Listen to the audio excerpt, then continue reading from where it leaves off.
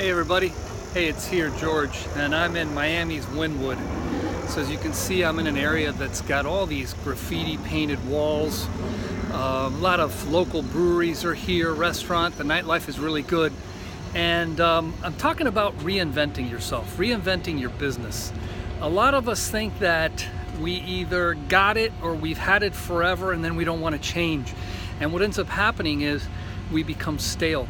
Our customers that were once thrilled with us might be thrilled, but then new people just don't recognize us, or the other people find another vendor who's better than us and they replace us only because we kind of rested on our laurels.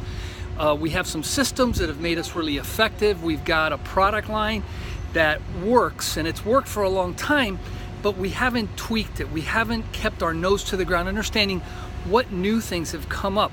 And I don't have to tell you stories about companies like Kodak or Blockbuster, companies that were at the top of their game, and within a year, maybe 2 years, they basically completely fell apart.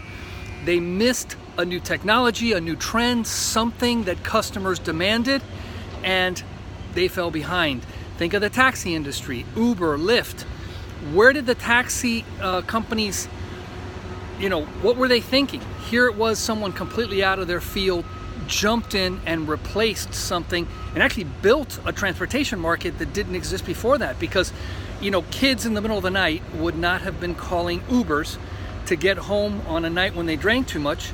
They wouldn't have called taxis, but they would definitely call Uber or Lyft. So anyway, I think as we run our businesses, we really have to think, what is it that makes us great? What is it that's coming up?